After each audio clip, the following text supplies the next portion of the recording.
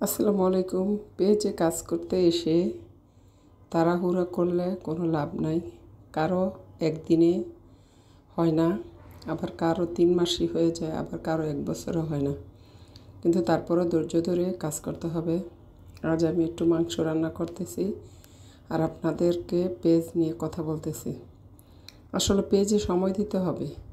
মূলত সময় না দিলে পেজে কাজ করে কোনো লাভ নাই।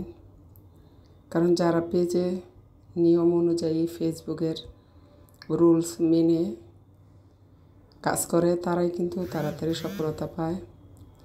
আর আমরা তো রেগুলার না, কারণ আমাদের পাশাপাশি অন্য কাজ করতে হয়, তাই আমরা তাড়াতাড়ি সফলতা পাচ্ছি না। কারণ সফলতা পেতে হলে ভালো কিছু দেখাতে হয়, ভালো কিছু করতে হয়, ভালো ভিডিও করতে হয়, ভিডিওর পিছনে সময় দিতে হয়, সবার বাড়ি বাড়ি গিয়ে ভিডিও দেখে আসতে হয়। আপনার সামনে যে ভিডিওগুলো আসবে কমপক্ষে 30 থেকে 40টা 50টা ভিডিও দেখতে হয়, কমেন্টস করতে হয়। এটা একটা চাকরি, ফেসবুকে এটা চাকরি, একদম চাকরির মতো। আপনার এক বেলায় যদি আপনি না থাকেন, আপনার একটি ফলোয়াররা আসবেন আপনার বাড়িতে। কারণ 1 ঘন্টার জন্য যদি আপনি পেজ থেকে সরে যান, তাহলে মনে করবে যে আপনি নন অ্যাক্টিভ ফলোয়ার। তাই ফেসবুকে হাজির থাকতে হবে সব সময়। কিন্তু আমরা তো আসলে পাশাপাশি চাকরি করি, আমরা কিন্তু ফেসবুকে অতটা হাজির থাকতে পারি না। অনেক সময় দেখা যায় যে আমরা অনলাইনে আছি কিন্তু ফেসবুকে কাজ করতে পারতেছি না। এটা আমাদের ব্যর্থতা নয়, কারণ আমরা আরও বিভিন্ন কাজ নিয়ে থাকি, আমাদের আরও কাজ থাকে। তাই ফেসবুকে যারা কাজ করে নিয়মিত তারাই সফলতা পায়। কারণ আমরা যেই ছোটোখাটো যে একটা চাকরি করি, সেই চাকরির পাশাপাশি ফেসবুক চালানোটা কিন্তু খুব কঠিন একটা বিষয়।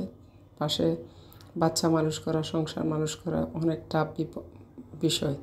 তারপরও কিন্তু আমরা ব্যর্থ হলেও আশা ছাড়ি নাই। ফেসবুক ইনশাল্লাহ যেদিন আমাদেরকে নজরে নেয় সেই দিনে আমরা সফলতা পাব।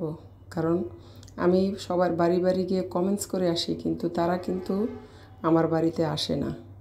এটা তারা না আসতে পারে, কারণ তাদেরকে আমি দাওয়াত দিয়ে আনতে পারবো না। কারণ তারা ইচ্ছায় যদি না আসে, সেটা আপনি কিছু করতে পারবেন না। আর আমার সাথে বেশিরভাগ হয়তো এমন লোক ফলোয়ার, তারা হয়তো খুব ব্যস্ত, তাই ভিডিওগুলো দেখতে পারে না এসে।